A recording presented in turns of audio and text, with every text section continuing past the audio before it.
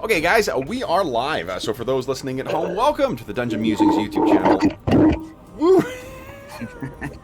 My name is Kevin Madison, and I will be your friendly Dungeon Muser today. Today we are continuing on with our ongoing campaign playing Jeff Talanian's very cool Astonishing Swordsmen and Sorcerers of Hyperborea.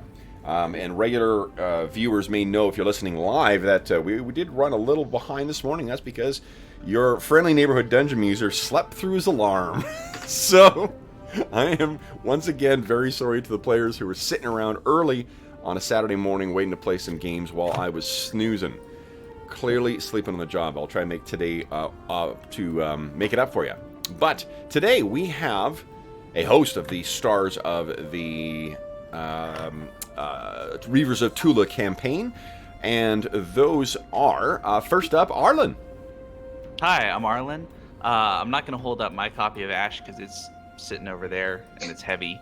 So, but yeah, I'm excited to play Ash, and Arter is my character, and he is a fighter with a longbow. Nice. What level are you?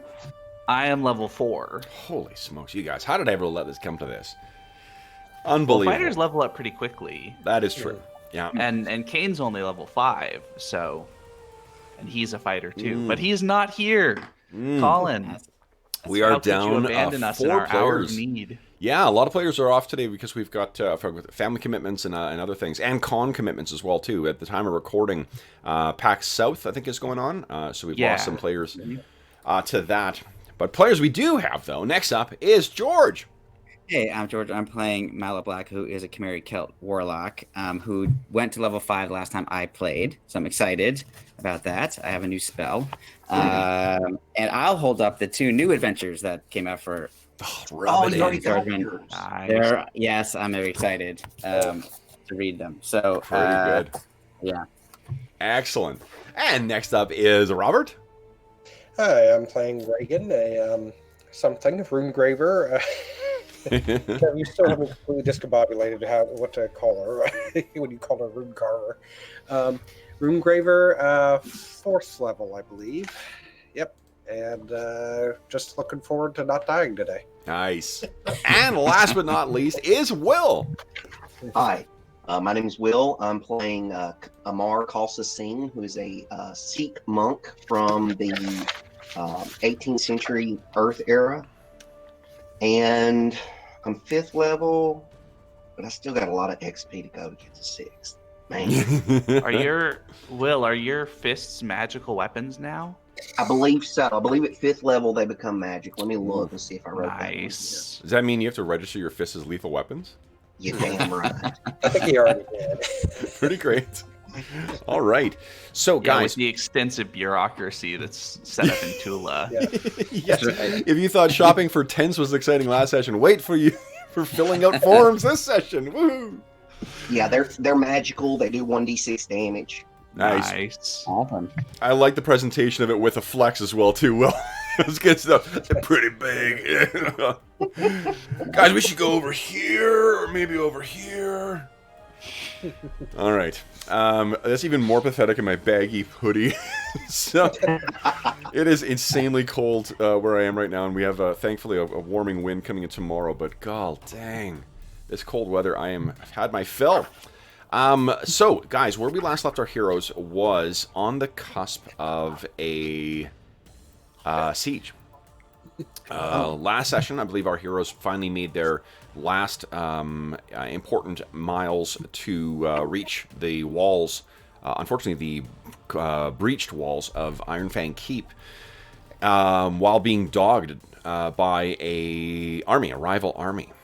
Now, because we are down so many players, today we are doing a Tuleborg tale. So, where our scene, you may recall that before you guys set up, and you can picture that this the flashback for this starts with an overview of our heroes. We see, a kind of a montage of our heroes in different parts in Ironfang Keep, preparing the mercenaries, getting their missile weapons ready, making sure that the traps and so forth are still set near the entrance. and you can see the dust still on the horizon, but you're even beginning to hear the sound of an army on the move. You cannot see it yet, but it's coming. And that's when your minds drift back to a strange occurrence that happened in Thuleborg when you were there last. You may remember that when you were in... one of the things you guys got up to in Thuleborg was spending time trying to hire your retainers. Not only the hirelings who... who make up your army, also the henchmen that you hired, the Amaguk, the hunter, and Yalmar, the priest of Ymir. This story takes place on one of those evenings, and it opens with our 3 heroes walking through the back streets of Thuleborg. I have Thuleborg pulled up on the map here. I've got, for some reason, giant versions. I thought it'd be clever to have your icons to show who's playing who, and then I'm like, this obscures the map completely. This is not well thought out. It's almost as if he threw this together at the last second. What the fuck? Let's see. Bush League DM. See, exactly. Fucking never gonna get back to the farm leagues. I'm moving to North Dakota. I shouldn't joke about North Dakota. It's pretty much where I grew up. So anyway, you're making your way through the streets of Thuleborg. It is our 4 heroes that we see before us. We have Arter, Malo Black, Reagan, and Amar Tulsa Singh. And as you were making your way past one of the alleys, I think your minds are turned towards the... I think this takes place before you are captured and interrogated by the Rangers. And after the duel between Cain and Arcadius, or Sir Arcadius Blasivarius. Cool. So you're making your way along, and there's, as many people who come here in search of plunder and treasure and, their fate, an equal, if not more, number of them meet unfortunate ends, be it by suffering grievous wounds either in the dark alleys of Thuleborg or from the dangers that lurk outside the walls elsewhere in Thule. Oh. You gonna lie down now? Give me 1 sec here. Good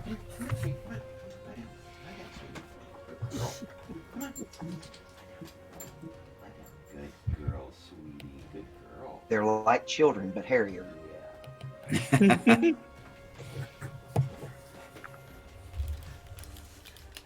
Suddenly someone's a lot friendlier when she doesn't have food at stake. Right? Aren't you? Yeah. So as I said, for every hero that's here, young and full of vim and vigor and ready to raise their steel in search of plunder and treasure, there are 3 that have fallen to drink, fallen to wounds suffered in Thuleborg or in the wilds, and then have staggered their way back, or ones who have just given up hope. With the vast trackless wastes of Thule can be dispiriting and can shatter the will of even the most determined. So when I say that you are passing some figures who are huddled up trying to keep warm under rags and so forth in the alleyways here, in the stinking alleyways of Thule, it is not something that is, that really catches your attention. Unfortunately, as is in the case of big cities, in a small town, one person on the sidewalk is someone you would call attention. In a big city, it's just part of the scenery. But what draws attention to one piece of the scenery is when you hear a voice croak out, "You are the daughter of a dead man. Daughter of a dead man." Reagan, you hear this? Yeah. Yes. Reagan, instantly is kind of, a shiver runs through her. She actually remembers, if you recall, the vision she had a while back. And although she probably didn't tell anybody about it, it was when everybody had the vision. Is this kind of like your girlfriend in Canada? Yeah. No. I said you know, the one where everybody was having a vision of their worst fears, I think. And so she kind of, her head swivels towards the alley that she hears a voice coming from. So there's a figure who is shrouded in robes, leaning, got a staff that is up, that he's got resting against the back wall of it.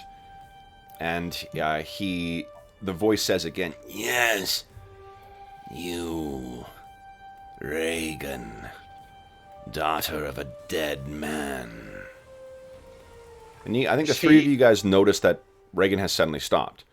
Yes. Yeah. And you, walker of the worlds, I see you, Amar Tulsa Singh, Marlowe Black, servant of the burning skies, and Arter, the man alone. Can we make out any features of this individual, or is it dark? He's hunched over. His robes appear to be filthy. And in this part of the alleyway too, like when you make your way to cut through here, you guys maybe carry like a torch or a lantern or something like that. That's the extent of your light, so you can picture that. Okay. You know, some of the other there's coughing further up the alley from some other unfortunate. You know, and is his face like hidden within a hood or something? Yeah, he's hunched over, and look at this fucking role playing. Holy smokes. Like... Who says we don't do cosplaying on this channel? God. He's got it hunched over, you know, with a robe that goes further forward. Oof. You look like Elliot from Mr. Robot. Sorry. A little.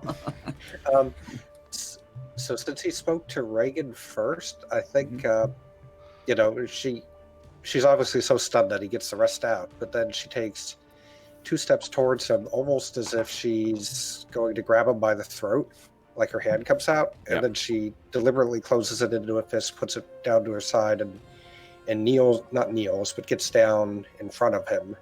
Yeah. Kind of try to look up into the thing. It says, he reeks. Yeah. Mm-hmm. Yeah. She's not even paying attention to that because of what he said, and she just stares at him. My father is not dead. Who are you? He looks up, and what you see is a lean-faced old guy, kind of a long face. It's well, that's not true. It's a little. It has that kind of like that round quality that Danes or Scandinavians have. He has blue eyes. He has just like the liver spots all over his bald head. He has like almost completely white whiskers that are all growing in. And he looks up, his eyes twinkling, and he says, "Oh, know you so much?" You know, he looks up at all of you and says once again, "Daughter, Reagan, daughter of a dead man. Amar, servant, walker of the worlds. Malo, servant of the burning skies, and Arter, the man alone. Tonight, you are fated to help me." And he kind of struggles to get himself up. He comes to his feet and kind of staggers back, hits the wall, and comes forward. Now, you guys, I think, are familiar with you've experienced soothsayers and, people who claim to know fate. So this is not an unusual thing. What is unusual is knowing, I guess, the things they know about you, or this person seems to know about you. When he gets up to his full height, he is still... Reagan, how tall are you again? Reagan, I believe let's see here. I've got her. She's probably about 5... She's not that tall. Oh, there it is. 5'6". Okay, so he is slightly taller than you. He is about 5'8". So he's not a huge man, and but when he gets up, you can see his hands have that like old quality where the skin hangs kind of loose on bone, and you can see prominent veins and so forth. He once he gets up and sort of a waft of wind hits you, it's really something. So, what have the rest of you guys done as this figure reaches to his feet and Reagan is speaking to him? So Malo also isn't, phased by this, but he just turns and looks at him and says, "Oh, we seem to be at a disadvantage. You know who we are, but we do not know who you are. What is your name?" I know many things. Keeper of secrets I am, knower of truths. I am Chestibor.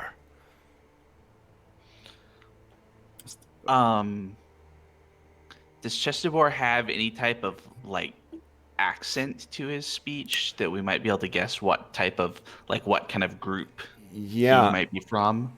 He's got an unusual. So he is speaking in common to you, and you think it's the accent is slightly Norse, but there's a strange quality to it.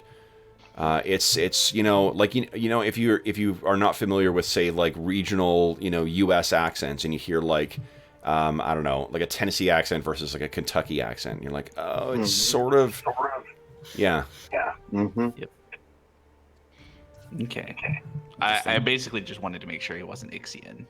No, he is not Ixian. No. Okay. You're racist.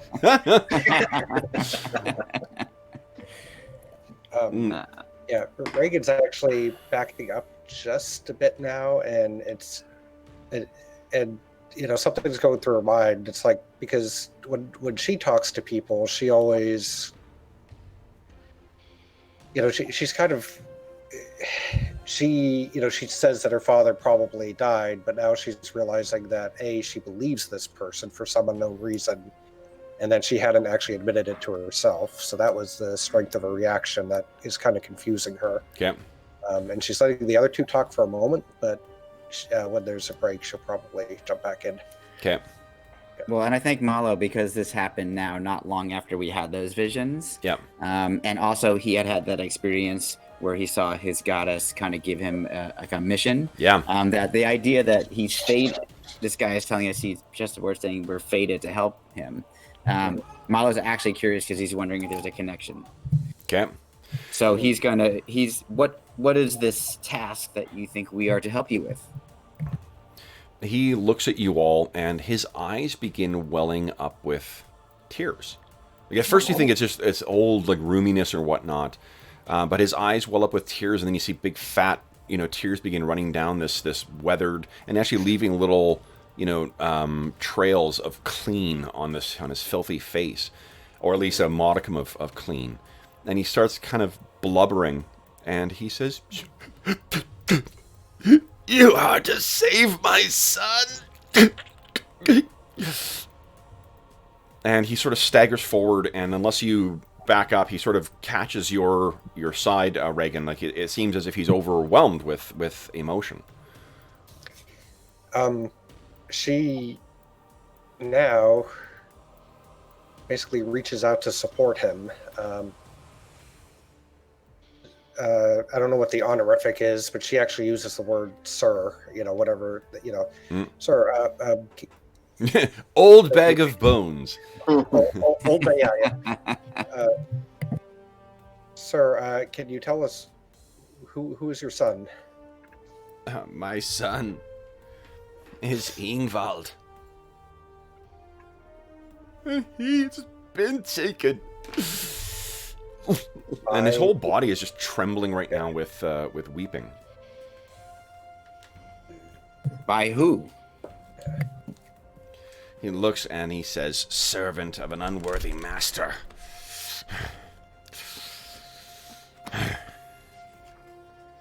You happen to have a name? The master is...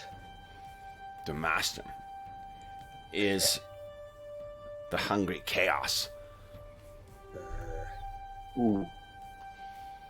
That sounds bad. It is. you. And he's sort of is crying so hard that he actually his strength gives out and he stumbles and kind of falls to his knees. His staff clatters to the ground, and you can hear him muttering that, For all my power, nothing can be done For Ingvald. And he looks up and he I'm trying to think of how he'd phrase this. By divine decree, I cannot take up arms against it and recover my son. Machestibor is clever. More clever than the hungry chaos. And his fools of servants, though cannibals they may be. You four, will bring Ingvald to me. And he struggles and gets himself up and he leans on the staff. I am fated to give you wisdom. And I think, like, Reagan, as you're standing in front of him, too, maybe it's a trick of the light, but his pupils at this point are fucking huge. Like, they're almost taking up the whole eye. Mm-hmm. And maybe it's because the lantern, the light is just in a strange way, but you think you can see the reflection of the night sky deep within his eyes. She somehow becomes calmer seeing this. Inside her thoughts were still racing. And she says, "Sir, I will help you if you tell me more afterwards what you know of my father." A coin. A coin of knowledge. That is what I offer each. I have foreseen. Each one coin in payment. And you bring... And he trembles again. My Ingvald to me. Have we heard of something called the Hungry Chaos? Yes. I think that in your time in the city of Cromarium, the Hungry Chaos is a name for Yug, or Yog. Mm-hmm. A deity of chaos associated with darkness, void, cannibalism, shapeless spawn, and mutable forms. And have we heard of a temple or something, or a cult or anything of Yog here? No. Tuleborg? No. You've heard, there's a lot of other deities that there are temples here, like Apollo and Artemis have following because of the Crusade of the Burning Dawn. You know that there is, was it Mordigian? Raven has a following here because of the Salish kind of compound that's right over here. Well, it's a Salish of Norse Viking. I think the two of them, the beliefs of Raven and Loki sort of like fuse together to become a unique expression of the faith. And I gotta say, that's, just for the viewers at home, that is one of the things I think is the coolest fucking thing about the setting, is the idea of there being emergent cultures that developed from the association of different real world cultures is super fucking cool. Yeah, totally agree. Yeah. And that's in the default setting, not in my custom hack here. The other thing I guess, yeah, so like the Yog, it is not a deity that is openly venerated. It is at best feared or, prayed to by the insane and the utterly and wholly depraved. Yeah.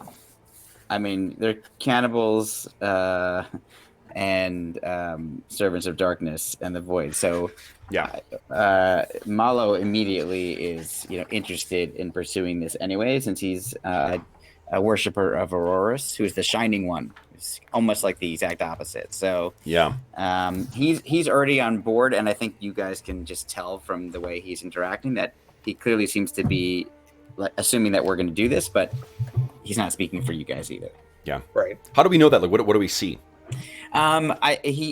He's like kind of like checking his weapons, kind of getting ready, like he's ready to head out. Yeah. Oh, I love like repositions his sword so it's in an easily, that's make fucking sure cool. Comes in and out of the sheath easily, and he's kind of preparing to, as if he's, instead of retiring for the night, which I'm assuming we were planning to do, he's now gearing up to go out hunting. Mm-hmm. And he's more animated, I think, than he was prior. Nice. What do you all think about this? It seems we are fated to help this man. He is in need, and chaos must be opposed. I agree. Reagan lets her previous words speak for herself. She still looks pretty stunned. Okay. Do we think Reagan is like confused, or does she seem to be like upset or thrown or something?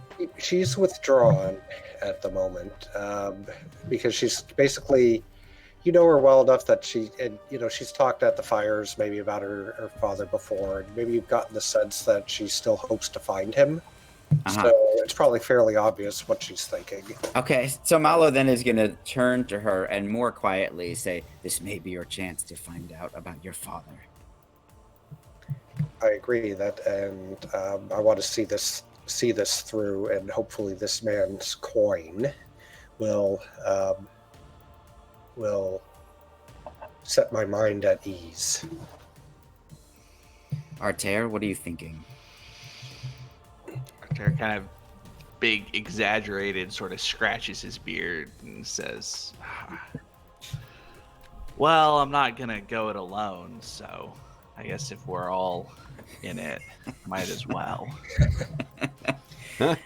You fellas seem to attract a lot more chaos than previous crew I ran with.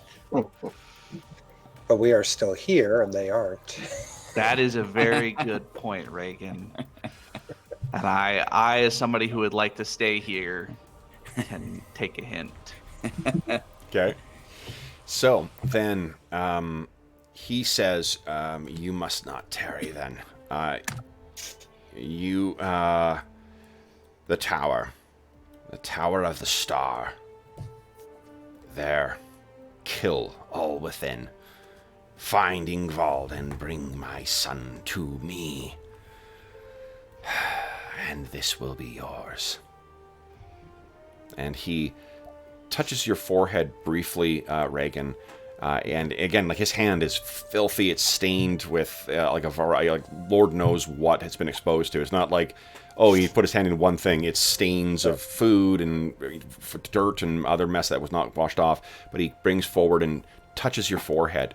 And you briefly have a glimpse of some towering snow-shrouded mountains and a tower.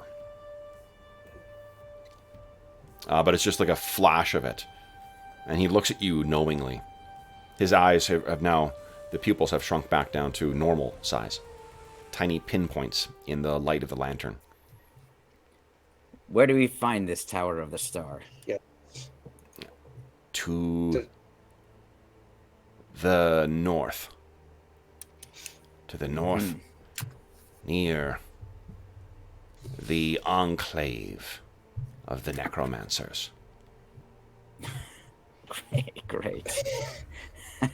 So what you know is right around here, guys, there is a like the structures in here. For the most part, they almost all predate the settlement here. This place was sort of a found. You've learned over the time you spent in Tuleborg that this was a basically a city ready to be occupied, a ghost town, as it were. And one of the unusual things is that this appears to have been either it was a fairly cosmopolitan city back when it was originally inhabited, or it is the product of several cities being built on top of each other with other things.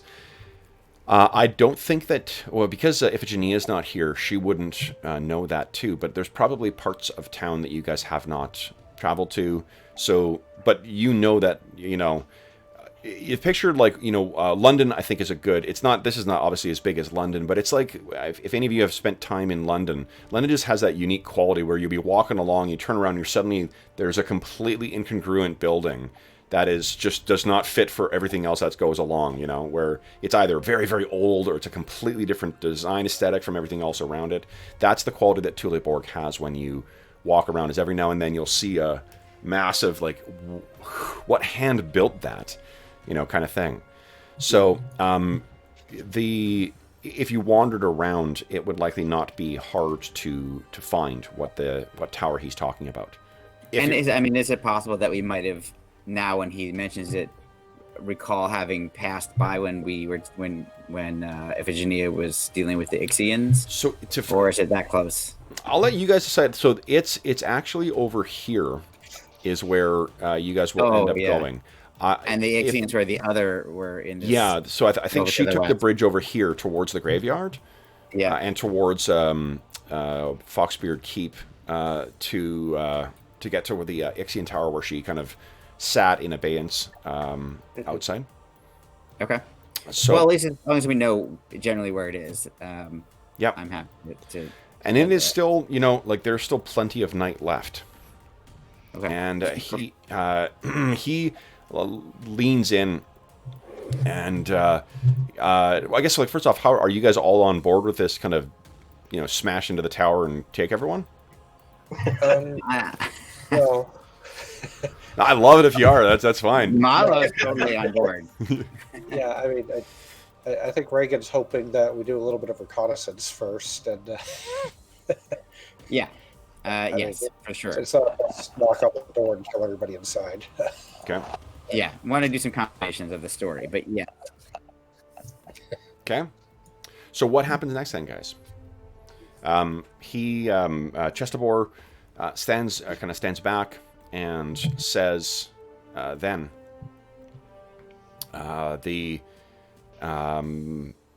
night grows ever shorter. Mm-hmm. So I keep doing, I'm doing his voice sometimes and not doing his voice otherwise, sorry. I have a question for you, Chestabor, before we leave. Is there some particular reason why your son was taken? He looks, he kind of grins, and like his teeth are rotted and yellowed and stained, and he says, "The crawling chaos fears my power." And you know he's lying. I see. So your son was not involved with this group at some point? No. Taken. You will know him. He has the mark of the gods. And he gestures to one eye, and one of his eyes suddenly goes green, and he gestures to the other, and his eye suddenly goes yellow. Okay. Very well. And he blinks, and they're both back to blue. Okay. I assume we will find you here. I will find you. Chestabor knows the many secret ways. I may be forbidden from taking direct hand in this, but waiting in the shadows is always Chestabor. For some reason, I completely believe that.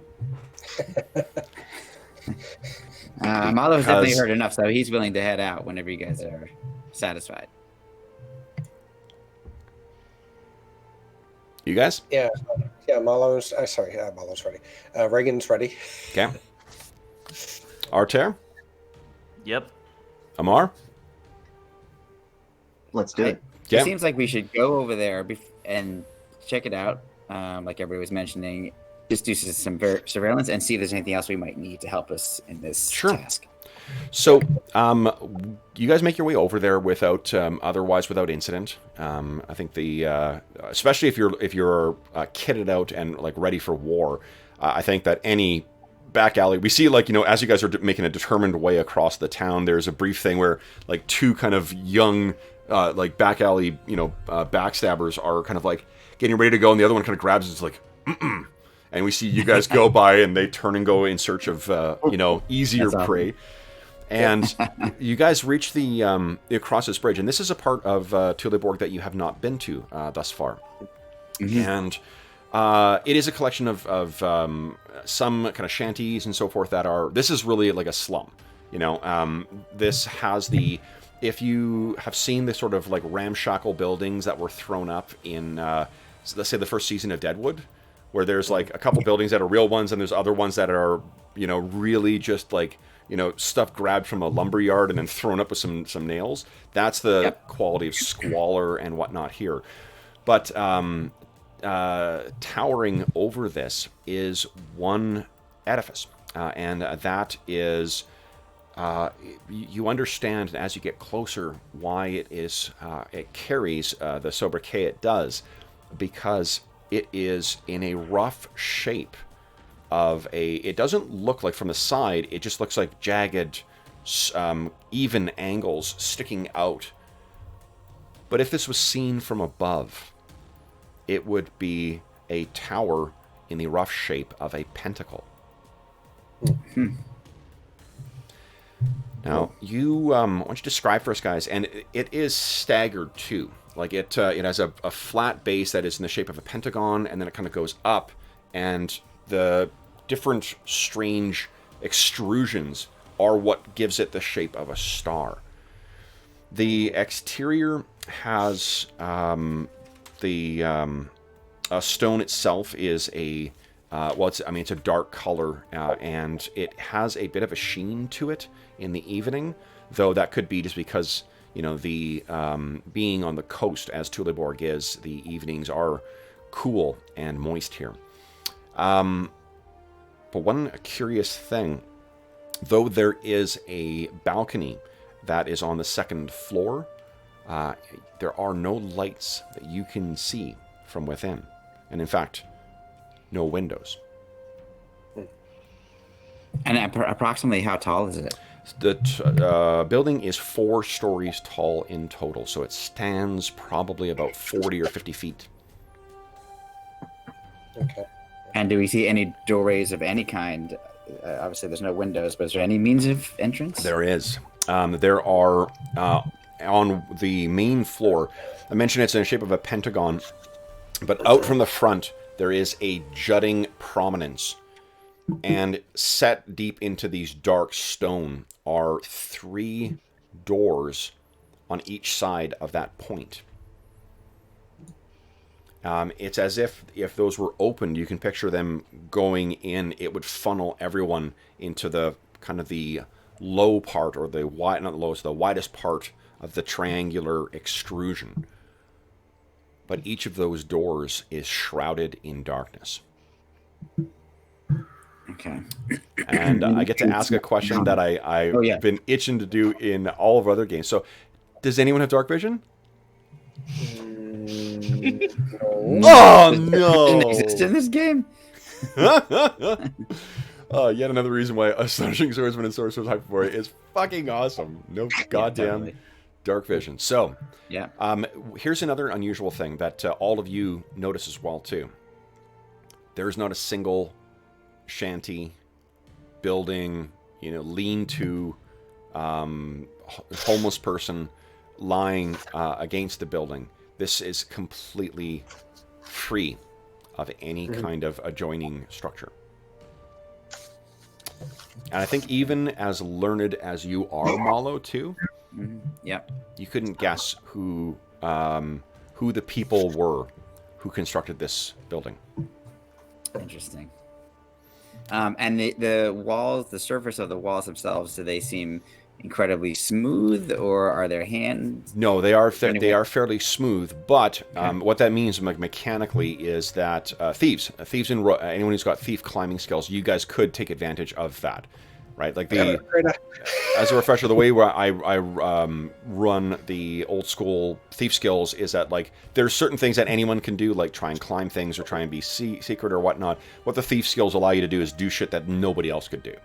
Mhm. So like Cool. Amar's climbing, the barbarians climbing, that kind of stuff. Great. So And then one last thing is just, I know we can't see onto the rooftop itself, but is there a rooftop? Like, is there a flat top? no, or- it goes into a point. It seems that there is a point up. Like the star really only kind of forms when you kind of picture if you were seeing each of these things from the surface. Like the first level is basically a pentagon with that extrusion coming out. The second floor is a kind of a thicker base to it. The third floor is two of the sharp points of the pentagon or the star, and the final one is a tower that goes up into a large point. Okay, and the balcony is about 2 stories up. 2 stories up, yeah. You could that could easily be reached by scrambling up the side of the wall if you were, a cat or a gecko or something like that, or perhaps So some clever, nimble monk. I might know someone. Do we hear anything strange coming from the tower itself? The overwhelming sound that you hear is the misery of this district. Is the sounds of soft crying, of people kind of talking or yelling at themselves or whatever.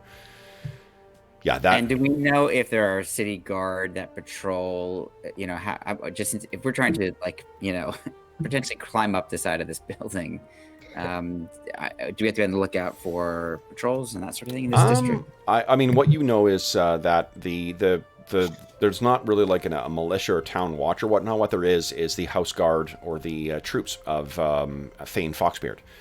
He's the one who puts it down, but it's because Tuleborg is a boom town. It's really a matter of like, if you cause problems, he'll kill you. Gotcha. That's it. Okay. So, but if you're not causing problems for the Thane, he's not super concerned about. He sort of lets people deal with themselves. That's one of the reasons why there's 2 rival thieves guilds in Tuleborg, is because they sort of police each other, right, or police their neighborhoods. Yeah, it's very laissez-faire. Okay. Yeah, and so which is curious. So I don't know if you know what. No one's got connections with the thieves guilds here, so you're not sure if it's the guild or if it's the Black Lotus Tong that has sway over this neighborhood. But you do know that one of those 2 guilds seems to have sway over every neighborhood. Interesting. Okay. Damn it, Freda. Yeah. What? So now that we've kind of all walked up and stood there and kind of surveilled the tower, Malo turns to everybody. He's like kind of looking up and around. What should be our plan? Seems there's very few ways to get in, and I don't think knocking on the front door is the most ideal way. Should we watch for say an hour before we go in to see if we see anything? Possibly. I have a sense that perhaps nothing will transpire on the exterior of this tower. We may need to venture stealthily inward to find out more.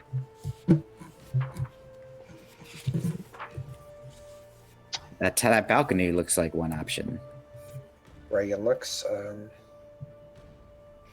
Yes. I am not as skilled. I can attempt to climb, but I will admit that I am not the most skilled in that particular ability. Reagan looks over at Amar. Let me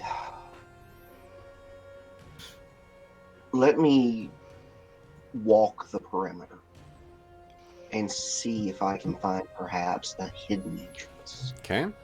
That's So great. first off, what is your? Actually, I'm not going to make you roll for you. With your stealth, with the shadows, and with the lack of light in this district, you are you are completely shrouded in the Onyxian shadows that lie around here. You get a full vantage of the entire structure, Amar, and there is nothing. Like, there's no sign of any life within this thing. It is a silent, angular edifice that seems incongruent with the roiling misery around you. Do I look for any type of secret doors? Do I find anything like that? Do you have a chance to find that? Like anything Yeah, from skill-wise? Yeah, I got a 3 and 6 to find secret doors. 3 and 6. Okay, let me take a look here. Wow, cool. Yeah, that's a monk ability. Okay. Does not appear to be any. It appears, from what you can tell, the obvious entrances are those 6 doors, 3 on each side of that extrusion, the pointy extrusion, and there's the less obvious, which is the balcony. You can clearly see there are double doors on the second floor at that balcony. I've got an idea. Let's split up. No. Like literally everybody do something different. Yeah. No. So Amalo is going to mention, oh, by the way, before we proceed, I have learned a new skill in magic that may assist us at a certain point. It will allow all of us to move faster and to attack with more alacrity. Ooh. However, I must Haste, warn you, baby. it does come at a price. For when I cast it, we all age by 1 year's time. That's awesome. Now, wait a minute. Is that 1 year or is that 1 Hyperborean year? That is, we will find out. We will find out. I didn't ask that when I took the class. Oh, God. Jeez. So, what are you guys planning on, what is happening next? Well, why don't we take our break at 10 o'clock, guys? 10? Oh, so 10 o'clock is my time, so in 20 minutes. Yeah. Okay. Malo kind of says, it seems that Amar, it seems that double door may be worth investigating further. How would you wish to do that? You are obviously, I didn't even see you, so you are adept at this skill of moving through the darkness undetected. Do you want us to join you, or do you want to proceed by yourself first? Yeah, allow me to at least get up there and ascertain if there's any sort of what's the word I'm looking for? Any sort of alarm. So let me just see what's up there, and then I shall return, and we'll move forward from there. Great. And does anyone else happen to have any rope? I've got rope. Yeah. Excellent. Okay, great. Very good. Well, I think that plan makes sense to me. Arter, how are you feeling about this way of proceeding? It's better than my plan, which was kick down the door. So I think this probably will prove to have a better outcome. Yes. Okay. Yes. So the plan is to get Amar to climb to the balcony, and then to have a rope go down and have you guys come up on the rope. Is that what I heard? Yeah, basically, I'm going to get up there and kind of poke around and make sure it's relatively safe before I get everybody up. Okay, so again, like I'm not going to make you roll for there. From what you can tell, there's no one keeping an eye out, so you're easily able to, in a flash of we see you make your way across to the far side, and then you study the wall very carefully, finding those minute changes in the wall that other folks would miss, and you. For what appears to be nothing, just putting your hand against like a flat wall, and you find those unseen little places to get purchase and begin slowly making your way up the wall, as if it was a ladder. Would you kindly give me, what is your climb skill right now? 10 and 12. 10 and 12. Okay, so give me a D12 roll, please. Sure. And this is only to see if you draw any. Okay, so yeah, you easily clamber up to the side. It clearly seems magic to you guys, that this is just not something a normal or natural human could do. You reach the top, Amar, and then very carefully, once you get your hands over to the edge of the balcony, you pull yourself up and kind of, what is it, like salt, not salt, what do they call it? The vault over the side and land carefully. The balcony itself is about 20 feet by 30 feet. It comes out from here, and looking down, you can see that this would be an outstanding vantage from which to speak to assembled throngs below. And the double doors, you notice, are actually in a concaved area. So acoustically, this almost serves as a mini amphitheater. It would echo and project the voice of whatever pastor may take their place, or master perhaps, on the balcony. What do you do next? I want to check over at the door, and I want to listen to see if I hear anything. Okay. So what is... I'm trying to think what your listen check is. Do monks have any... Do you have a hear noise skill? Look at the door and detect the faintest of noises on the other side. Is that discern noise? Yeah. Yeah, okay. Yeah, that's the description for discern noise. So 5. Okay, do you have a bonus from wisdom? Yeah, that's the with the bonus. It's 7 and 12. 7 and 12. Okay, just give me a sec here. That's on my map. Let's see. Whoa, nat 1. So, Oh, nice. yeah. So what you get there, and you hear within voices chanting, and because you rolled so well too, there's a strange. You don't recognize the language. The words mean nothing to you. The cadence of the speech and the reverent intonations makes you think of a prayer. But there is a strange... There's a strange hissing quality to it. And you said there were multiple voices. This isn't one voice. This correct? is multiple voices, correct? I want to make sure I heard that right. Yeah.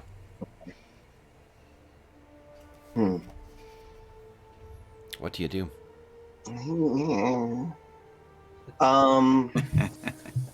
Yeah, see, this is the part where I need a thief. I'm sure the door has got to have some sort of protection on it. I mean, you just don't leave this open because of people like me. All right. Yeah, let's go ahead and tie off the rope. What are you tying it to? I don't know. You tell me. There's so we have this shtick when I'm in Discoveries. It's like the purpose is for me to ask questions of other people, and whenever I have people ask questions of me, I very firmly look at them and say, "That's not how this works. I ask questions and you answer questions." You understand? What is the material that this balcony is made of? It's made of the same darkened stone that the whole structure seems to be made of. In fact, like you're hard pressed to find a seam in here. That was the question. I was wondering if it was like block or what. Yeah. I mean, we don't need to get hung up on this. Like, you could easily like work it around your waist and tie it off, and then like anchor it with yourself. Yeah, I could do that if I had to. What's your strength? 13. 13. Yeah. So like, if you got one of the guys not wearing heavier armor up. Yeah. Oh, wait, is anyone wearing heavier armor? I'm wearing medium. Okay, so I'm wearing medium too. So For sure, Reagan is leather, studded leather. She could get up. yeah, so she might be the lightest to get up, and then between the two, if you had 2 there, then I think that would Right. support anyone else. I'm sorry, she has banded mail on. So yeah, everyone's got. but Reagan's probably the smallest. Yeah. Yeah. Yeah. So what I might actually require then is halfway up, the first person gets there. I think I'm going to ever ask you to make a strength test. Not a feat, just a test. Yeah. Ask Will or the climber to make a strength test. Will, because or Amar. Yeah. So test of strength. Yep. Woo! Nice. Nice. So whoever the first person was, there's a bit of kind of but he puts his foot up against the balcony, puts his back into it, and keeps himself up. I have a mental joke. Every time I change one of your guys' names into, I have a mental joke where I substitute you for your character in the scene. Where I'm picturing actually Will holding the thing, and I'm like, no, Amar, and then poof, it's suddenly Amar. In this world, though, that could happen. It could be one of us or our character. Oh, cool. I will point out, I did just order a small, like a mini library of D20 Modern stuff. Oh,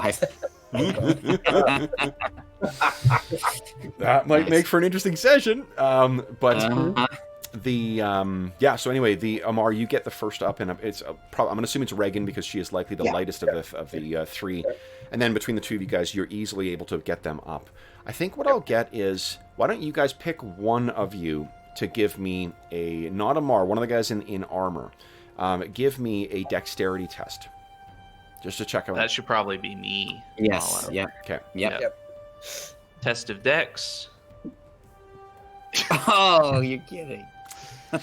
Yeah, I've got a point of that's not astonishing good. fortune. You want to use? I think I'm going to use my point of astonishing fortune to. We don't want to mess up at the beginning.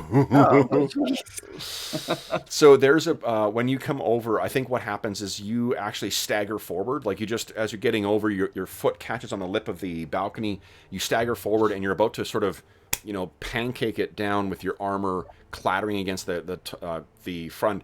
Amar sees this and just quickly gets over and catches you, and you manage to catch yourself. So between the two of you guys, you get it so your metal armor doesn't clatter against the surface of this balcony. There's a tense moment where Amar and Arter look at each other. There's a look that is exchanged between the two, and then you get up, and these doors stand before you. Arter, you just like to keep it exciting, don't you? So what are you guys doing next then? So what do these doors look like? Are they just? I mean, are there handles? Are there locks? Are there? There are. So on here, actually no. I think they just push. There's no like locks or whatever else. There appears to be doors that would just be pushed in. Whoever the creators of these things were clearly didn't contemplate anyone coming in from out here. Okay, so you hear as Milo draws his scimitar, and the moonlight catches the snake design on the scimitar. Yeah, cool. Okay, that's awesome. And that kind of makes Milo even more interested about going into this structure, since these guys I think also have serpent worship or something. I might be wrong. How tall are these doors? These do not. Do you mean for? You're thinking of Yig. Yeah, that's right. Yig is it's different. Yig is the analog for set in the. Yes, that's right. Yeah. Okay. Cool. Well, I'm still excited to move forward, but I'm waiting for my companions to decide how to proceed. Who wants to move first? Do you have a question there, Will? What's that? Do you have a question? I see. No, I was just going to say, I was definitely going to turn to Arter and tell him to ready his bow. I was going to use the sword. Oh, well, that's fine. I figured that would be more useful in close quarters. That's fine. Because what Amar wants to do is he wants to get kind of crouched down. And you said it's like a double door, right? Yes, yeah. Okay. So he's going to crouch down and go kind of into the left corner. And that would be the door he pushes open. Okay. So, Reagan, what do you want to do? Well, Reagan's taking a look at the doors. Are they, if she decides to enlarge somebody, will there be any issues with them hitting the ceiling? Yeah, not on the balcony, but you're not sure how big it is inside. Okay. Well, that's usually her first reaction, but she's prepared to cast hold person or something like that if there's something directly inside. Okay. So that's great. So are we all ready then? Yep. I'm ready. I'm kind of excitedly ready. All right. So yeah, that's what I'm going to do, Kevin. I'm going to go ahead and crouch up to the door there and kind of just slowly push with my left hand. Okay. And just to bring one thing up that would be obvious to us if we were there, it's dark. We do not have a light source of any kind. So do we want a light source? No. I don't think so yet, but we might just see complete darkness in this tunnel. I mean, this hallway. So Open it up, it's light in there. We'll have light, and if it's dark, we would be alerting ourselves. Okay. Yeah. Yep. Mhm. Yep. Yep. No, that's what I was thinking. But Yeah. Cool. Okay. So you get there. You prepare to push the 2 doors open. We have Amar. Oh, is it only the one door you're opening? Yeah, I'm just going to open that. I'm just going to push against that one first, kind of see if there's any resistance.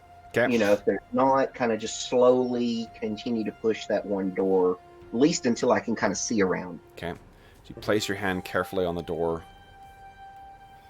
Begin to slowly push against it. And we'll find what happens after our break. Nice. So we'll be back in 5 minutes, folks. Great. Okay.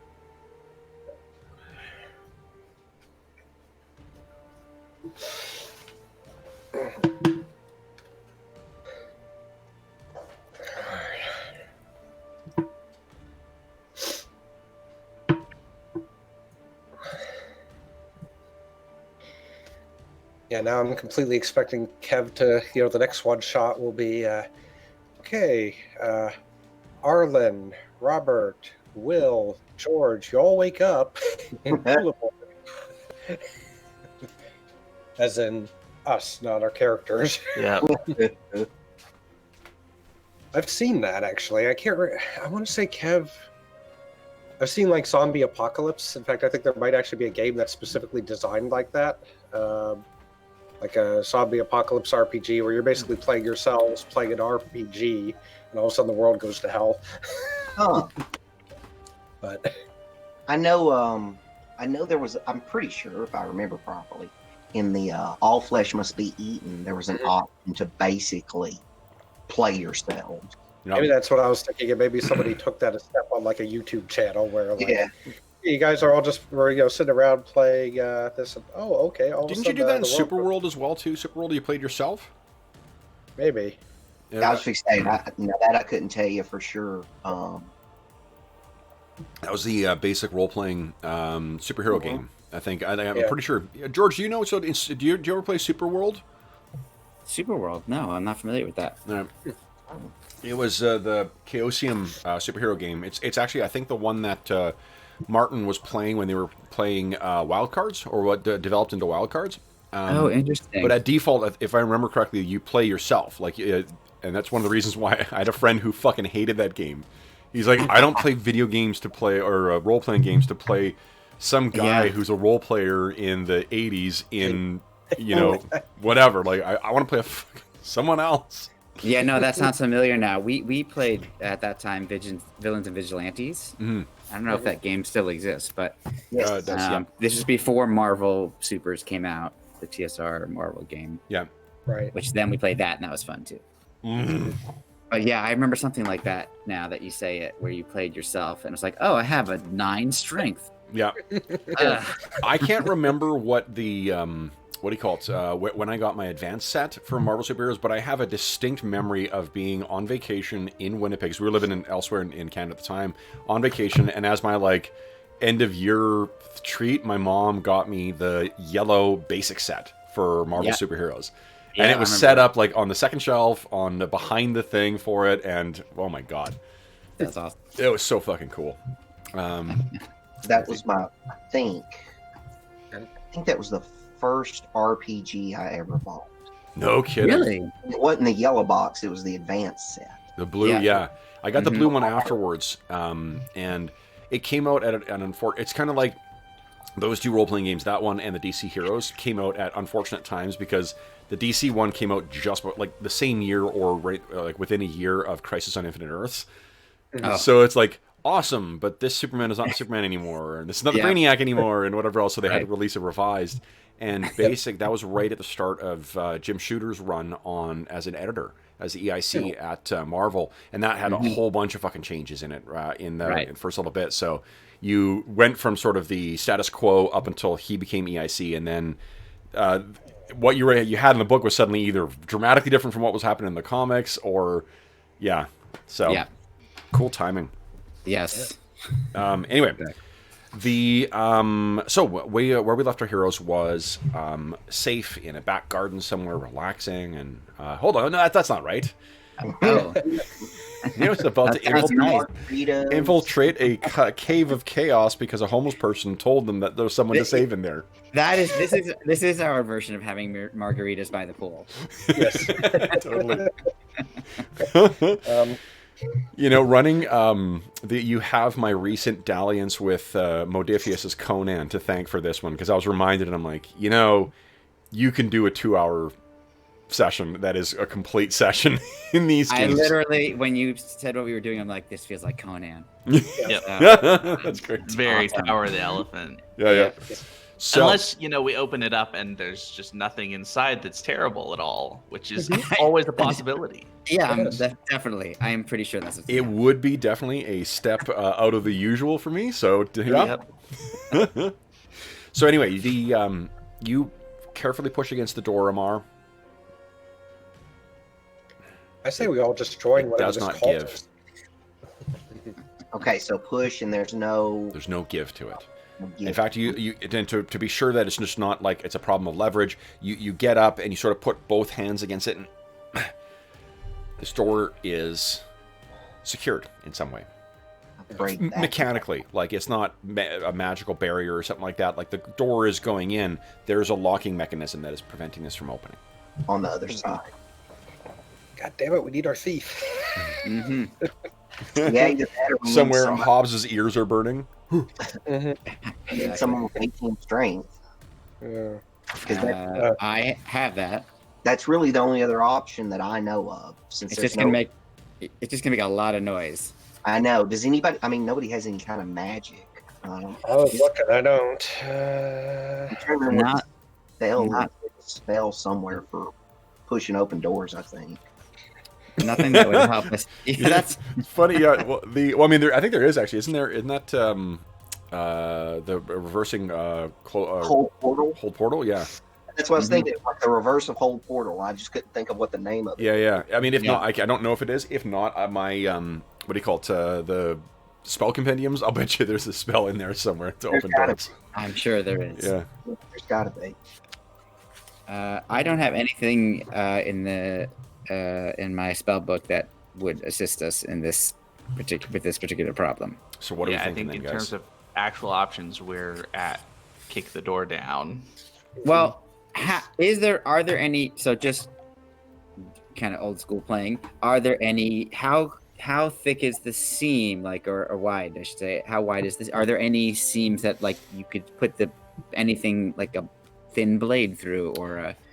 If you, I mean, there is access enough to the mechanisms that if you say had access to thieves' tools and utility with those, or Right. skill with those, then yeah, you might be able to. Perfect. Yeah. Okay, we go back into town, we hire a thief. I literally was thinking that too. Man, so okay. Can we? How loud is this chanting? Can we hear it? It was only because Amar's ears are so good that he heard it. I think it's largely because the. Well, hold on. What am I doing here? Let's the dice discern. I'm just trying to. What are you figure out doing, if maybe- indulging in creativity, DM? Come on, Yeah, fucking come on. roll those dice. You son of a bitch! All right, over here. 1, 2, 3. Not you, George. Me. I'm the son of a bitch. No, I understand. And George, actually, it's so it's Malo. Malo gets in and listens. Okay. And do you want to hear something strange? You have your sword in your hand, right? I do. You know this is a language that you cannot speak. Okay. But the words have meaning to you. Uh-huh. This is a prayer of some kind. Okay. And it is to the coiling eternal serpent. Oh, Well, that doesn't that's sound. interesting. You mean not Yog, but Yig? I mean the Or- coiling eternal serpent. Okay. Very interesting. Is this because I've heard something like this before, or there's just for some strange reason I'm understanding the gist of You've never heard this before, but sword in hand, these words have meaning to you. Very cool. Okay, I'm not that dumb. Starting to figure things out here. Would you like an intelligence of 16? I do have an intelligence of I think 16. Yeah. Okay. All right. Well, and so obviously I hear them. Can I get? Basically, here's what I'm trying to figure out. Yep. If I have to bash open this door, do I think this chanting is going on that's loud enough that it's a chance they might not hear it, or I think like there's obviously no way that no one's gonna miss this, you know? I mean, it's It does total not sound guess. like. What I can tell you is it does not sound as if it is on the opposite side of the door. Okay. It sounds. It has that echoing, majestic quality you get from choirs singing in like vaulted ceilinged chapels or churches. Mm-hmm. Okay. I mean, unless anybody has any other thoughts on a way to gain entry, it seems like I just had to bash this door open. Sounds good to me. But no one has a silence type of spell. Reagan, you don't have anything like that. No, I can light our way since we're likely if it determines that We might need that, but if we start hearing shouting, there's no reason not to, right? yeah. Yep. Doesn't Iffy has silence, doesn't she? I think she does. I mean, she's not with you, but I'm not remembering that incorrectly. I thought somebody did have it, so I think Iphigenia does, I think.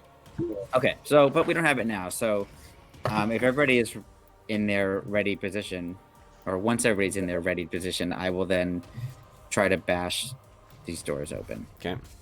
As quietly as possible. I'm going to very silently hit my bullhorn or air horn. I'm going to very quietly make a lot of noise. Yeah, slam my entire body against two All double right. doors. So who is doing that then? It's going to be Malo? I think that makes the most sense. Malo, yeah. would you kindly give me a feat of strength? Feat of strength, here we go. Not even close. Okay, I have no choice now. Well, I'm going to use Astonishing Fortune point. Okay. It's bad. Oh, Mm. Wow. So in spite of the age of this, no doubt the age of this structure, it does not give. I'll have to try again because now obviously it's not. We have no choice. So you spare a look at Arter. What I'll let you guys do is I'll effectively give you, if both of you are throwing your weight against this, I'll give you advantage on it. So just roll twice and take the highest or the best result of the two. Great. Okay. So go ahead. Yeah, so we can try to time it. So that... Let's do this. No, let's have each of you make the roll, and only one of you needs to make the successful feat. All right. Okay. Here we go. So yeah. Not me. Nope. Oh my god. It still holds. Amari, you're listening, and in the interim, the chanting seems to have continued, but there is some shouting as well too. All right, we got to do this again. Okay. Ready, Archer? All right, I'm ready. I just want to point out that every time you Crit guys fail. every time you fail, I'm adding another dice to my hand. You should. Okay. Yes. There we go. Mind Nice. game. So the door bursts open, and what you see before you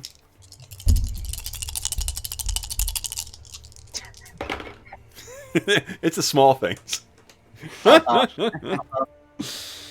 Oh man, for those there is something you lose in the quality of or the sort of intimacy of play when you're playing online versus when you're playing in person. But it is a lot more satisfying holding up rolling dice to a mic than it is just rolling it behind a DM screen.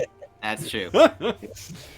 Oh my gosh. Okay, so what you see is as the door bursts open, you can see that there are 10 figures that have made their way up some stairs and are racing, both down and upstairs to your right. And they are all armed and dressed in... Robes. I'm trying to see if it's robes. I think it is robes, actually. Okay. That would be convenient. Mm-hmm. Oh yeah, that would actually help you guys. So let's make them very small people with tiny robes. Or make them embarrassing. They're in loincloths and ceremonial headdresses. Yeah. Nice. What do you need to do now, fuckers? No. So yes, and they see you, and they all kind of and almost hiss at you. They're all human, a variety of different skin tones, dark, as ebony, light, pale like a Laplander, but all are carrying quarterstaves, and all being clearly seem willing to attack, and each has a symbol hanging from their neck as well. Snakes Excellent. facing each other. I had a feeling. Why does it have to be Son, I'm totally watching that again today. So again, guys, what we need to do is determine who is going to roll. George just got back from vacation. Let's have George be rolling initiative to start here. So everyone declare your actions for the 2 phases, and then we will roll initiative. Let me ask this: is there any light source inside? There is. There are Okay. torches in sconces, or it would be more braziers, like set into the wall that are burning. The entire thing is illuminated completely. Wow. And approximately how far are they from us? Just trying to figure out. If I'm gonna They be moving are or- about, we'll say they're about 1 move away from you. This is fairly tight Okay. quarters at this point. Okay. That's the first time we're doing Theater of the Mind with Ash. Yeah, that's true. It's almost as if the DM slept in and didn't set the fucking maps up. Yeah, almost. Okay, got my initiative. So, roll. Kev, Reagan looks up. Is there enough? Does she think? If you enlarge someone, it will be difficult to have anyone else occupy that space. Okay. This would be very...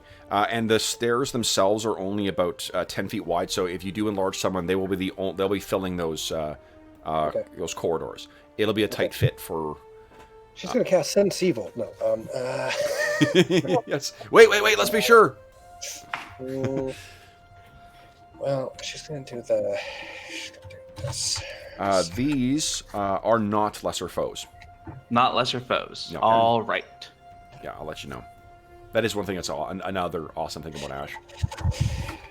Well, I feel like it's worth because it turns into a lot of attacks with Weapon Master. Oh, yeah. It's because you get 4 on the advantage round. With I 3-2. genuinely remember the centipede encounter when you guys went in the centipede Yeah. cave. Like, yeah, I was like, well, let's see how this works. But between the 2 fighters, you and Kane, you guys were you can doing whittle really them down well. pretty quickly. Yeah. Well, imagine if I make you hasted too. It doubles your attack. Oh man, it's one of those things that just is such a good little bit of flavor that in a sandbox games adds. If you're having to track your age of every time you do that, Yep. so good. I It's guess I gotta I don't roll know, randomly for my age now too. Yeah, Yeah, unfortunately. Look at that, I'm I read 2. the I read the aging 1 year thing as, oh, we're only going to age for 1 more year and then we never get older. Great. Okay, so has everyone declared? Who am I waiting for? Nobody. everybody, I think. Okay, then George, beat my 2. All right, I'll try. Got a 2. Tie. Nice. Okay, so then we will be deciding based on dexterity. What is the dex of these things? 2. Yeah. Their dex is a 12. Anyone have a dex of less than 12? Nope. Oh, nice. So you guys got pretty awesome stats. So yeah, then so first up is melee. So we've got Amar and Arter. You guys have higher dex. What are you guys going to do? So yeah, Amar's moving up, and he's going to, probably lunge out at the first one, Okay. and then followed up with another punch and uppercut. Sounds good. Go ahead and make your attack roll. I watched The Fighter last night. I got boxed. Nice. Come on, baby. So did you see you watched The Fight last night? The Fighter. Oh, The that, Fighter. Okay, got it. Mark Fight. Wahlberg. Yeah. That was a good movie. Yeah. I thought you said fight. Like I used to be more of a boxing fan, but the Mayweather Pacquiao fight, it fucking ruined me. Oh, Like this was such a build up, and it was so fucking boring. Potential crit Yeah. though. Give us Yeah. a D6 roll. yeah. Well, wait a minute. The damage on that, does it not kill him? It does not. No, Okay. these are not lesser foes. Whenever I roll a natural 19 or 20, Yeah. they have to save or be stunned. Ooh. So that transformation save. Okay. Transformation save. Okay. They have +2 versus transformation. They fail their save. Okay, Nice. so they're done for 2d4 rounds. Holy shit! Go ahead and give us 2d4. Wow. All right. So you hit pressure points. Doop, doop, Yeah. doop. And That uppercut got him right where it was supposed to. okay. Cool. Nice, 5 Nice. rounds. Holy smokes. So yeah, one of them is a miss, but you do hit the other. These things, they have training similar to you, Amar. Ooh. Yeah. Oh, I'm excited now. Your kung fu cannot be matched for my kung fu. So then next up is Arter. What are you doing? All right, I'm gonna, I assume, kind of stumble through the doorway as my charge takes me through, and then seeing them, gonna just carry on with the longsword and see if I can't take down one of them. Okay. That's 20 again, guys. Big opening. Go ahead and give us a D6 roll. 3. So that is. I think it's double for fighters. Double damage. Yeah. So you take that 10 points of damage for it. Okay, nice. He's cut. That does not take him down though. These are quite challenging combatants. All right. Then next up is their melee. So they get ready to do their kung fu. We have, let's see here. I have enough to do 3 on each of the melee fighters. Malo and Reagan, what are you guys? Are you guys casting magic? Oh, Reagan is casting. Reagan is casting magic, so they can see that. Yeah, I was just moving. I was just, I needed, because it was one move away, I needed to move half in the first phase and then the other half in the second phase because I didn't want to charge. Sure. So I'm going to have 3 on each of the fighters or fighter subtypes, so the 2 fighter subtypes, the monk, and 1 is going to leap forward towards Reagan. I'm assuming, you guys didn't describe it, but it's theater of the mind. I'm assuming the fighters were the vanguard and you were hanging back. So first, what is your AC, Reagan? Let's just see if this spell's interrupted. AC's Reagan is, sorry, I was looking at let's just make sure I've got the right AC here, since it's gotten better. 6. 6, okay. So one of them leaps forward. It spins. I'm sorry. No, it's actually 3. 3? Holy smokes. Yeah. Okay, so then it spins its quarterstaff, and then it's almost like juts it out like a spear. That is a hit, unfortunately. So whatever spell you were casting is lost. This is why I was going to do it in the second phase. I'm going to myself, no. So you take 4 points of damage from that as it hits you. Next up is the Amar. You have 3 that have surrounded you, and they kind of there's actually 2 surrounding you because you stunned one of them. Yeah. So he and they likewise will make their attacks against you. What is your AC? 2. Jeepers. One of them slips through. So there's kind of a flurry of blows that is exchanged between you, and then one of them gets an opening and punches you right in the small of the back, and there's that exaggerated reaction from kung fu films. You get 7 points of damage from that. Wow. Then what happens if we all die in this flashback? We have 3 on Malo. And these things come forward. Now, Malo, remind me what the qualities of your sword are. Qualities, it's a +2 scimitar. Yep. That is all that I... Oh, you did you never get it identified otherwise? No, I didn't even think that to do that. So, but now I know that it might have other abilities, considering what just happened here. So I'm going to do that. I've been sitting on this story beat for a year. Yeah, it's awesome. I'm too dumb to have even tried to figure that out. Not at all. It's the really cool thing with sandbox play is you just put those crumbs out there and then That's awesome. So, but I do have a -2 AC. So. Your AC is -2 right now? Yep. I've got splint mail and a cloak protection +3 plus my dex. Awesome. Yeah. Okay, so this is going to be challenging for them. They come in towards you, and thanks to your the combination of all your defenses, they cannot get past you. You can see as well that the sword itself seems to be catching the light in a particularly vicious way. Awesome. And then Arter, we have 3 on you. What is your AC? AC 1. AC 1. Likewise, you are, one of them gets in a little closer, tries to do that kung fu stuff, and you kick it right in the chest, staggers back, and no one lands any successful blows on you, on this round at least. Okay, then we have Missile, which is nobody. We have Magic. Unfortunately, Reagan lost her spell. And then we have Move, which is Malo. So I just move halfway to get to close. Well, you're in melee with them. Oh, they're already up. Yeah, they're already up with me. Well, sorry. Let's just remember, because this isn't like AD&D. Remember, you can move half your move in... I thought... Well, when I was asking how far they were and you said one move, I figured, Sorry, I meant one phase. So would you have attacked this round? Yeah. Go ahead and do it. Okay. Right. Yeah. Because I didn't make it clear enough. That's No. It was just total misunderstanding. Okay. I got a whole second phase of attacks with these guys, so don't worry. I got lots perfect. to keep me occupied. As long as it works out for you. Okay. Holy -2. That is a big hit. Okay. Now, does it seem to do more damage than I expected to these guys? Two things happen. Yeah. The sword carves through this guy, and it seems to the blood that comes out from this very, very dark, oily almost skin, or blood, it boils off the end of your blade.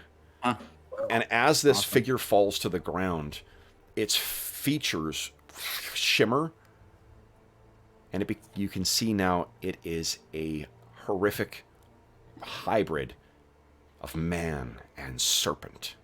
Nice. Okay, so Malo looks at his sword and goes, huh.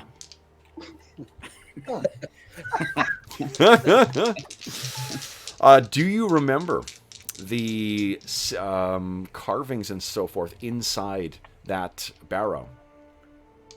I remember. Yeah, even though I wasn't even there. You weren't there. I know, but Jason. I can look back at my notes, but I don't remember. Yeah.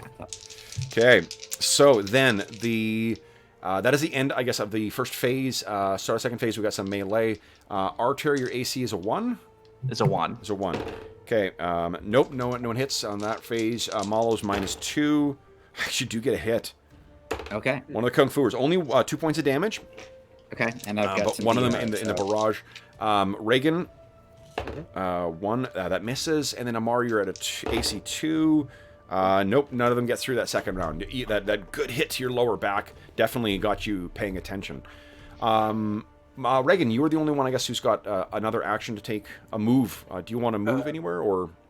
Yep. She's gonna just. I think she's gonna. She can't draw her axe without getting an attack of opportunity. Correct? No, she can draw her axe. Yeah. Okay. Yeah. She'll draw her axe instead. Yep. It's only in this game. It's only when you move. Okay. Pathfinder, you get drawing a weapon or readying weapons gets. And actually, I don't think it does. I think it's only items in Pathfinder and 3.5. It's not. Yeah. So anyway. Yeah. So then, great. I think that's the end of the round then, guys. And George is still king of initiative. So if everyone would kindly declare their actions against these Kung Fu Serpent Monks. I love role-playing games because I get to say sentences like that. Totally. All right. Hold on. Melee. This is a favored attack round, too. Awesome. For both you and your adversaries. Oh, great. What? Out of curiosity, what spell did you lose there, Reagan? She was planning on hold person to hit up to 4 of them. Oh, wow. Yeah. But that would have been helpful. Idea. All right. Yeah. George. Should have Beat done it on the 5. second phase. All right, here we go. 1. Oh. Does not do it. So now the furious melee continues. Amar, let me get excuse me, 6d20s. All of these blows are raining down you at once. Actually, I only need 4 because you have stunned that one guy. A single blow gets through, and you take 6 points of damage. Wow. And you can. This is the what's his name? Who's the guy who plays Ip Man? Oh, Donnie Yen. Yeah. Yeah. This is the surrounded by things. It's almost a ballet, seeing the exchange of blows between Amar and these martially trained serpent men. Reagan, you have one on you. Okay. You're not casting magic first round, are you? No. Okay. Melee. No, I'm sorry. Remind me again. Your AC is 3. 3. Awesome. Okay, so then it does not hit. Malo, there are only 2 on you right now. Okay. Nat 20. Yeah, that hits. It's double damage, so Perfect. 12 points of damage. Wow. One of them hits you right in the neck, and you kind of like are struggling to breathe. You stagger back. And Arter, you have 3 on you still. I only get 1 hit. Oh wait, your AC's a 1, right? AC 1. AC 1. I get 1 hit on you. So again, you're sweeping your big long sword around. You take 4 points of damage from that. So that is the end of your adversary's attacks, guys. Your turn. Who's going to do melee first? Amar seems pretty quick on his feet, so Yeah. you go first. Let's see here. Come on, baby. AC 3 is a hit. AC 9 is a miss. You guys do have another point of Astonishing Fortune because we are past our break. Cool. Oh, Should you wish to make use of it. No, damage reduction. I forgot about that. Okay. Do you want to re-roll that, Will, or you want to the second one, or are you going to sit in your Astonishing Fortune for now? oh, let's go ahead and re-roll it. Nice. Nah, awesome. Gamble. That shit's there to get sent. Oh, Oh boy. Okay, I don't however, play black. that is a good initial hit for 1. Who wants to go next? I'll take my 2. Okay. great. 1, not good enough, I don't think. That is but not- this no. one, not good enough again. Wow. Do you we wanna- started out well. Do you want Astonishing Fortune either of those? Yeah, I'll Astonishing Fortune one of them. Yeah. Nice. Good call. The one that you clipped before now lays dead at your feet, and same as the other, there's a shimmer, and there is a horrific hybrid of snake and man that lays before you. Okay, Arter's done. How about Malo? So Malo is really angry now. He's bleeding, and he feels more of a connection to this blade than ever. Yeah. So here he comes at these guys. Okay. First. Oh, jeez. So give us the most badass description of. You know what? I'll actually say, because that's so fucking good, that doesn't count towards one of your attacks. Oh my god. You're that's so awesome. filled with the fury of this, and what you don't realize as well, that you guys can hear. Malo, am I correct in thinking you don't speak Norse, right? I don't think any of you guys do. Yeah, that's correct. Nope. He's beginning to chant in Norse. Oh, awesome. Okay, so he's chanting. He rushes at this, what I know is now a serpent man. But as he slashes down, he actually spins around because this guy's coming up the block. Yep. And does a 360 and comes up and like guts him through the chest. So one of them is down. Go ahead and make your actual attack now. So that one didn't Okay, count. and I get 2. So There we go. That is a hit. Another one is down. okay, so he just continues through the momentum and slashes the next guy in the neck. Okay. And third one, AC 0. And that one. That is another one down. Okay. Okay, so and who did you take? So you've already killed your 3 combatants. Who did you take the other one off of? I want to take it off of Reagan because Yep. So this one that's facing you, Reagan, it suddenly kind of and then falls down, and you can see the sizzling, boiling off blood from Malo's blade. He looks at you and he says words that you don't understand their meaning necessarily, because I don't think you speak Norse either, but you can feel that they've got power in them. So then Reagan gets an attack. What are you doing? Is she close enough now that she can take a half? What does she do? Can she take a half move and then melee? Yes, you can. Yep. Yeah, she'll take a half move and try to hit somebody with the axe. Okay, go ahead. If it. Anybody? Archer is a pretty good target.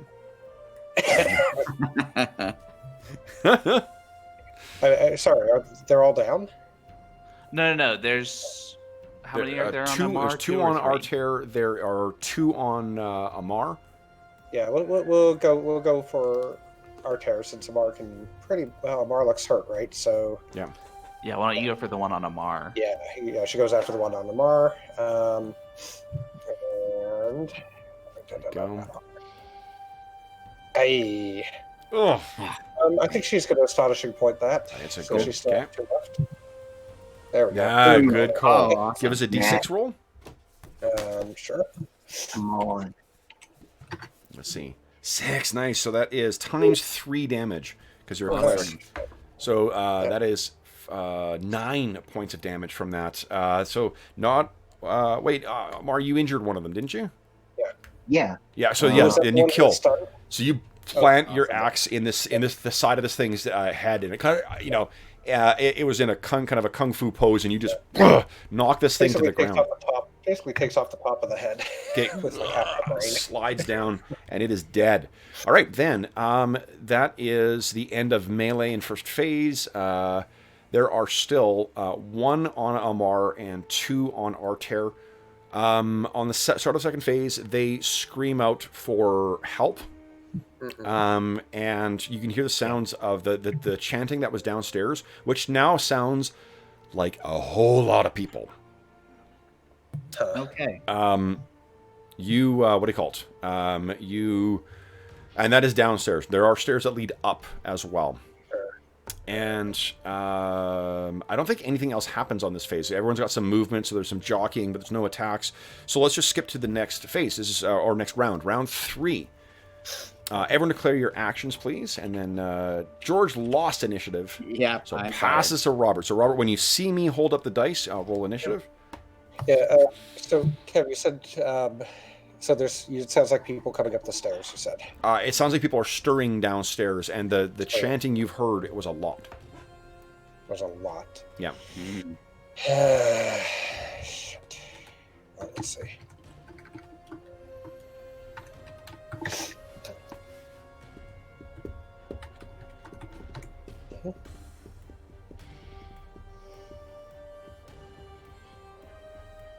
Okay, great. Robert, sorry. Yeah. Beat my 6. Oh man. No. Yeah. Okay, so the one that is facing you, we got 1 on Amar. Yeah, 1, and then there's 1 stunned still as well. Amar, it Oh, I got 2 attacks. Misses you completely. Arter, there are 2 on you. I'm gonna have. Yeah, and actually, no one else engaged with those ones, so they'll just continue to try and take you down. Oh, one does actually hit. So, 1 kind of pokes. There's only 3 points of damage. It kind of pokes at the back of your leg with its quarterstaff. They seem to be everywhere at once. Fight fair, you bastards. Then we are on to melee for our heroes. So, guys, it looks like everybody's fighting melee. Go ahead. And do you say mortar? Oh, there we go, Archer. That's a miss. That's a miss. Yeah. Okay, who wants to go next? I'll go ahead. That is a hit. Awesome. Oh, nice. That is a hit and a dead. So the last one you were engaged with, I think now that they don't have the advantage of numbers, this one kind of, faces you, goes in, there's kind of a, you parry. You look at it funny, and then duck forward, it goes a block in the wrong way, and you do 2 kind of like, boom, a hit in the gut, and then a twist, and this thing kind of trembles, and falls back for some kind of like dim max style hit. And again, it transforms into a serpent folk. Then we have either two guys, Malo and Reagan. Okay, so I'll take a swing here. Dice are on fire today. I know. This is gonna come back to haunt. Yeah. Clearly, what you needed to do is take some time away from gaming to build up your good dice rolls and then come back, That's right? That's another one dead. I think we have 1 left that Archer is engaged with. So Reagan, why don't you see if you can take this guy down? Reagan turns, swings, and Nice. Oh, nat 20 again. Gives a d6 roll. Ooh, plus that's still 4 points of damage, so you at least injure this thing. Yep. All right. I think this thing knows what what the writing on the wall is. Let's see here. surrenders. So you guys can hear in the interim. There's sounds of 7 at least, well, between 5 and 8 people coming up the stairs. Okay. So what do you do next? It's a new round. New round. Let's roll initiative. Reagan, unfortunately, a loss. So, Will, when you see my dice, kindly roll for initiative. All right. Guys, oof.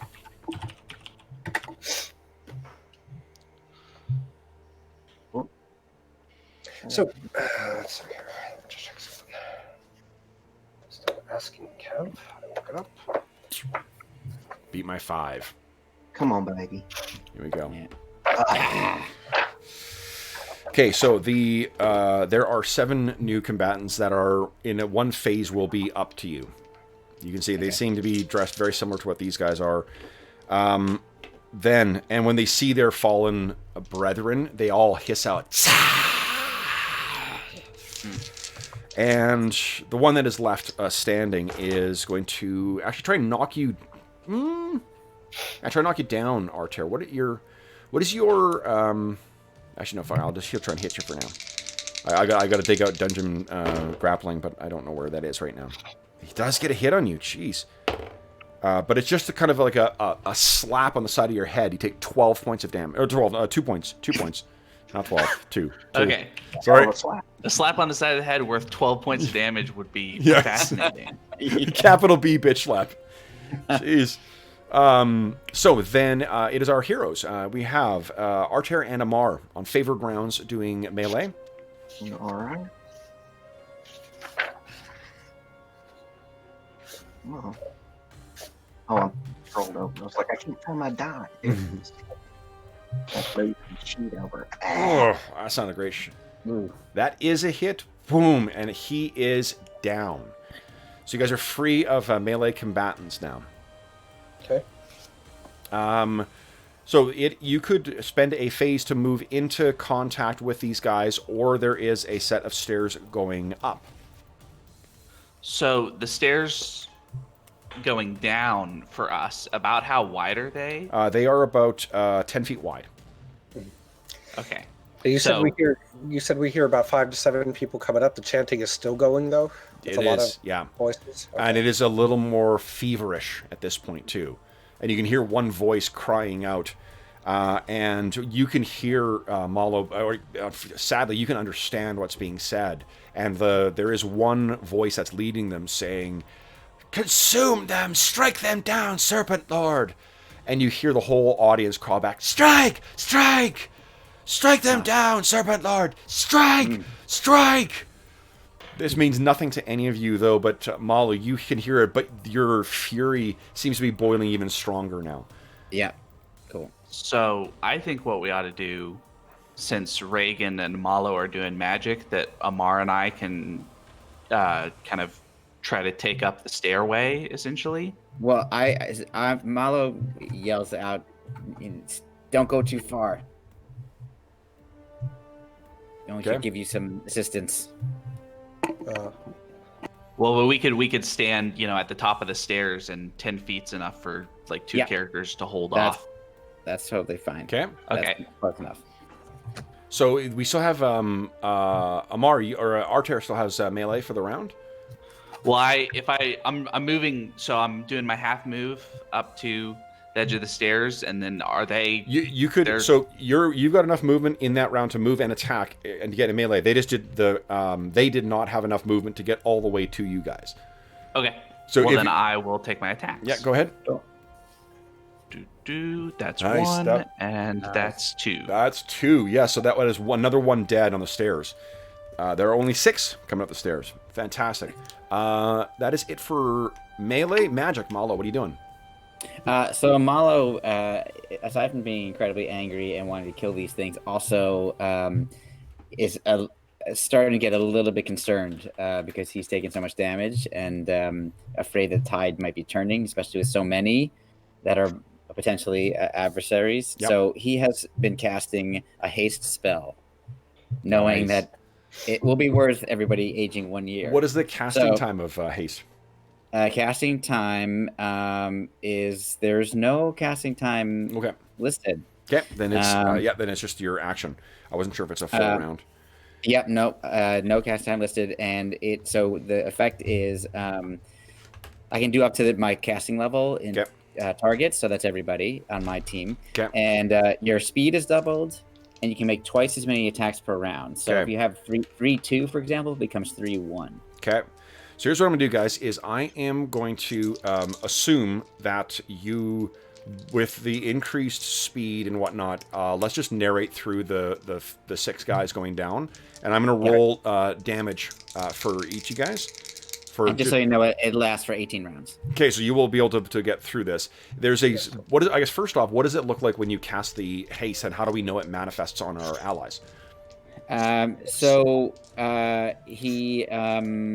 He does his somatic components, gestures, and closes his eyes, and sort of a pulse of invisible energy comes out from him, and hits his companions, and each of them sort of feel like kind of a chill run down their spine. Okay. So who's Archer? You are in the Vanguard there. Would you give me a D6 roll?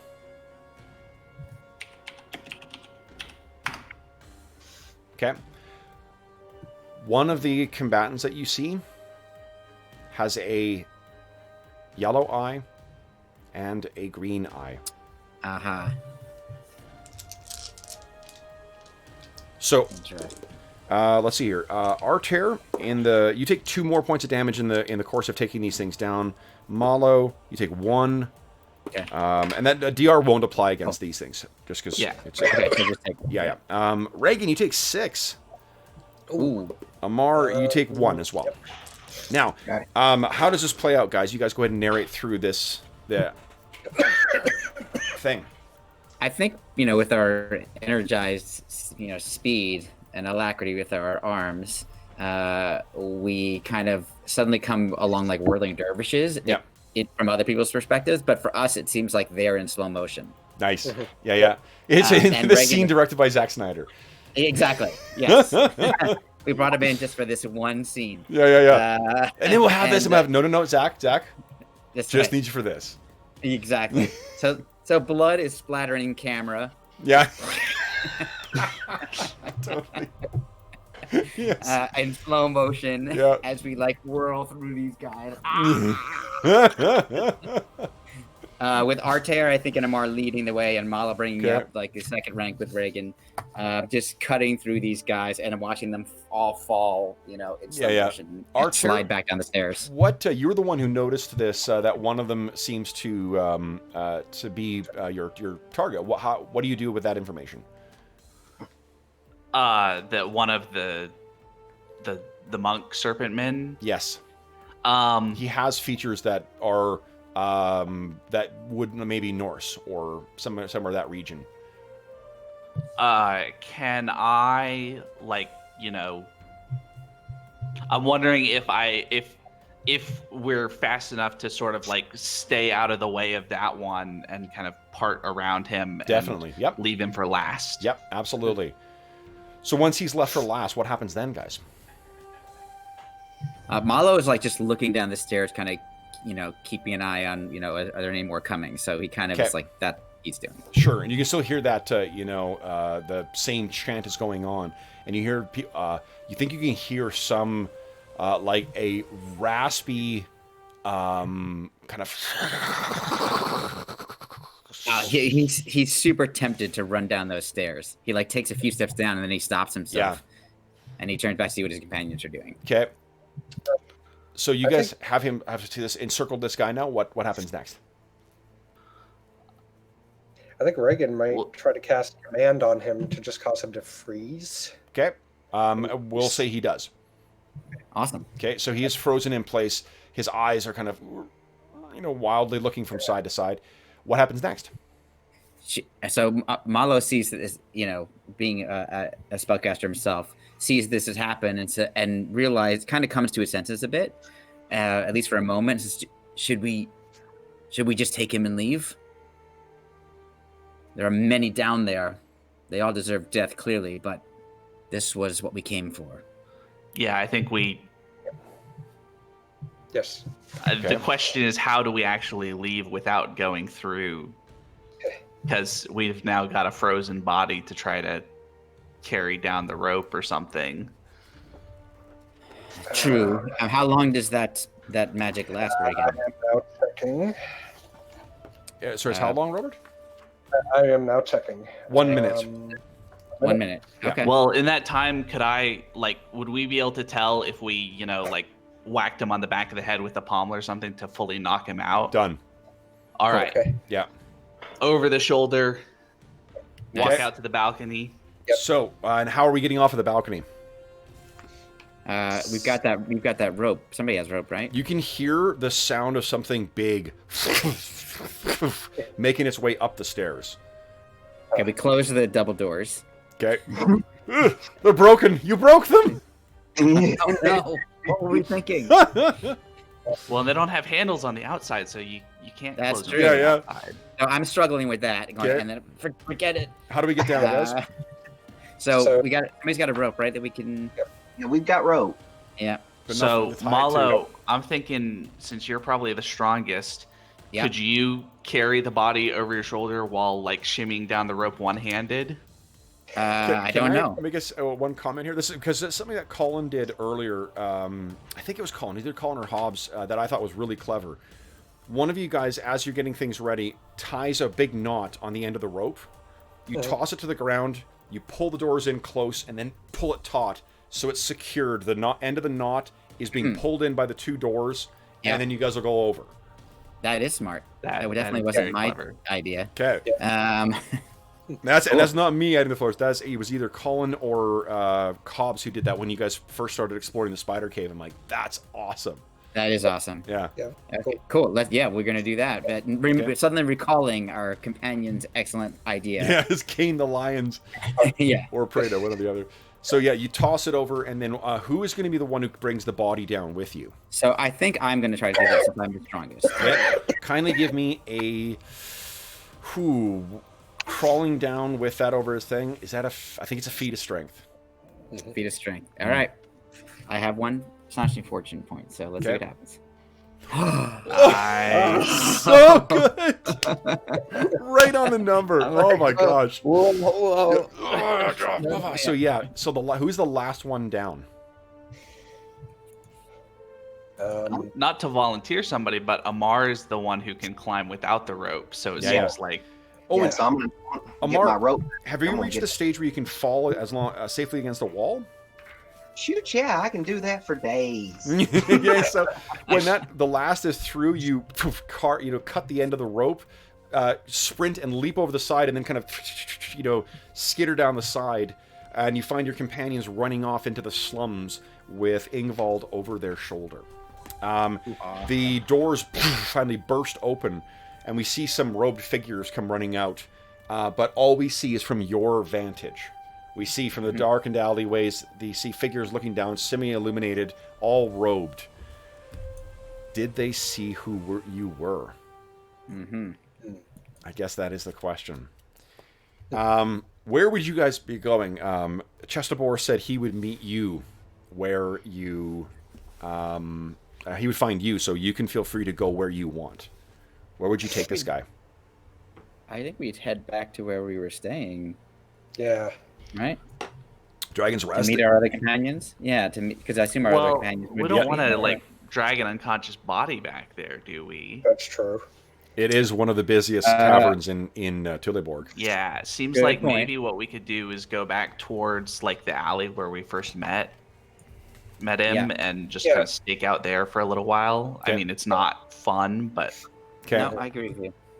Yep. Okay. So you guys get back there, and there is a tense, maybe 20-minute wait while you're there. Your blood is still boiling. There's a point where some people kind of try and make their way down the alley. You've got that fallen. Where would you be placing the Ingvald's unconscious body? I think we'd kind of sit him up against a wall in the alleyway, make it look like he's just totally drunk. Mm-hmm. Okay. So yeah, and you guys are all standing in there. There's maybe once or twice where two people, make their way down the alley. They see you guys there. They kind of turn and get out of the alley and go some other direction. That's smart. And We're a pretty intimidating bunch by now. that you are. So then you hear the sound of tack of a staff against the ground. And you look over and you see the hunched kind of form of Chestabor making his way down the alley. His cloak is now back, or the hood of his cloak is now back, and you can see his bald pate. And he's looking down at his son. And the look on his face is certainly one of distaste. This is not the blubbering, disturbed old man who you saw before. He walked forward and he says, "The fates were true. Ingvald is back to me. You helped me." And he whacks the unconscious form of Ingval. Ingval kind of blinks and looks up with those unusual eyes. And he looks up at Chestabor, and he kind of has a look of absolute terror. And if you guys, I'm not sure whether your attention is on him or looking back at Chestabor. Chestabor has a look on his face that is feverish and malicious rage. And he kind of looks down at him, his eyes alight. And he hits the staff to the ground and gestures out towards him. Ingvald tries to get a word out, and then you see there's like a gout of flame that suddenly seems to come from within him. Out his eyes or his mouth, his eyes explode, and he's completely consumed in this conflagration. And it lights up the whole alleyway. All of you kind of stand back. The sudden blast of heat hits you guys. And he stops. And then as fast as it, or suddenly as it began, it's over. And Chestabor looks down at the smoldering husk of what was Ingvald. And he looks up at you, makes no mention of it otherwise. And so Ingvald has returned to me. And as the fates have decreed, my coins for you. Daughter of a dead man. Reagan steps forward. Your father waits near where he fell. Servant of the burning skies, seek the burning ruins for your foundation. Walker of the worlds, your true elder enemy awaits in the grandeur of their creation. Seek the jungle, and man alone. The secret you hold will be revealed. Your choice is how. And he steps back and looks at you all, and then just kind of stands up. You realize he's not as hunched and old and whatnot as he is as old as he is, but not as hunched and infirmed. And he says, "Until fate entwines us again." He looks at Ingvald, he whacks it with the staff, and then it kind of falls down, ashes, like disintegrating wood in a campfire. He turns, pulls his hood up, and then took, took, took. And then he stops near the edge of the alley. He looks back and says, "A war is coming. Your enemies are legion. Seek not just above, but also below.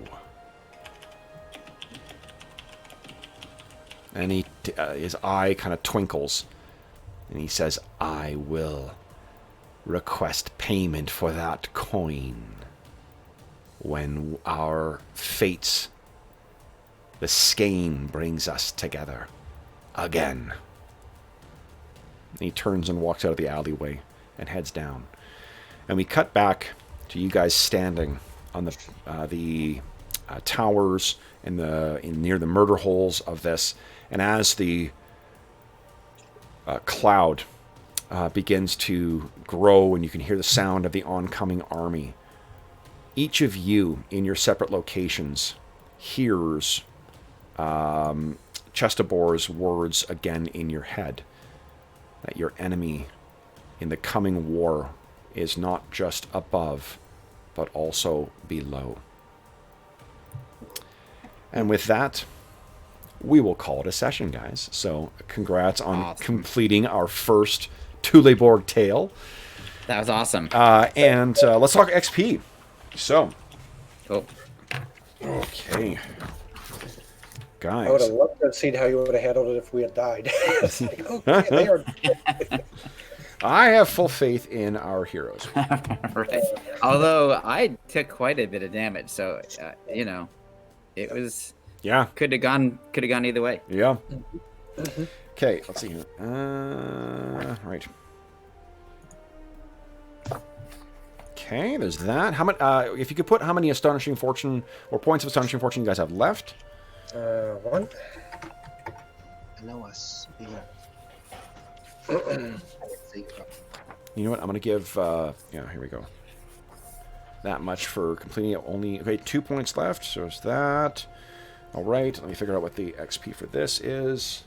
It's my phone. XP should be about. Let's see. How much do I need to get to level 5? So, and again, for those listening at home, forgive me for starting so late today, and especially for the players, guys. I'm so sorry that I fucking slept. Oh no, in. we were hanging out and having a good time. An entire year of gaming, I didn't do that once, and then of course, first session back to Ash. I'm so comfy in my warm bed. Thank God I have nowhere to be. It all worked out perfectly. It was Yes. the exact amount of time we needed to play that adventure. Absolutely. Unfortunately, we lost the one person who could have really helped us, but That just made it more challenging. There you go. And that's one less person to split XP with. You right. also have you also have one more contact as well too, because you guys have never heard of Chestabor before. Right. So there's something to be said. There may be something going on there. Cool. Why am I saying there may be? Of course there is. Right. I have more plot lines in this campaign than we'll ever see the table. So. Well, now I got to try to figure out how to identify this sword. So it's not going to happen next session, but at some point. Yeah. So, guys, this is with the XP bonus for today's session. You guys are earning, in addition to the Pearls of Wisdom offered by Chestabor, 441 XP. Cool. Is that with the bonus? That is with the bonus. Excellent. 441. Nice. Great. So then, guys, for those listening at home, thank you so much for joining us for the episode. This is 25 of our Reavers of Thule campaign. As always, if you have any comments, questions, or concerns regarding the session, please don't hesitate to leave a comment in the comment section below, and we will endeavor to reply in a timely fashion. In addition, you can reach me on Twitter at Dungeon Musings. You can reach me by email. My email address is dungeonmusings@gmail.com. And in the link of in the description of the video, you can also find a link to the Dungeon Musings Discord server. And all of us are active on there. We have channels dedicated to all the games we run on the channel, including this one, including all the other campaigns. We have Find a Game channels. We have discussion channels for different games. So lots of different ways to interact with us. So if you do want to get in touch with the players or myself, you can feel free to join us on the server. and we'll be happy to chat some RPG stuff with you. In addition, there is a link in the video to something called Heroes Save Villages. That is the charity fundraising campaign that we run on the channel. It benefits SOS Children's Villages International, a really amazing organization active in over 130 countries that provides advocacy and direct benefits for over 80,000 orphaned and abandoned children around the world. It is a really amazing organization you can learn all about by following that link. And any donations that you make through the Heroes Save Villages campaign go directly to benefit SOS Children's Villages International. None of it goes to a middleman, none of it goes to a channel. If you're listening to this contemporaneous as well too, as of February 1st, 2020 is when I will be updating that with all the new options, including the slate of charity games for 2020. So if you want me to run a game for you, there is an option to make a donation to secure that. I'm happy to do that for people who make the donation to SOS Children's Villages International. Last but not least, I want to thank my patient players who sat around this morning when there was no sign of their DM and had full faith that somehow he would know in the dead of sleep to get up and run a game today. Well, guys, this was fucking great. Thank you so much. It was great. Yeah, thanks so much for waiting. Again, I'm very sorry for making you wait for it. I hope that the Tower of the Serpent was worth the wait. No, it's fantastic. I loved it. Yeah, it was great. Awesome. Then, until next time, folks, thank you again for joining us for another session back in Thule. Next time, we will be having the third siege of Iron Fang Keep. So look forward to that in 2 weeks' time. Until then, thanks again for joining us, and happy gaming.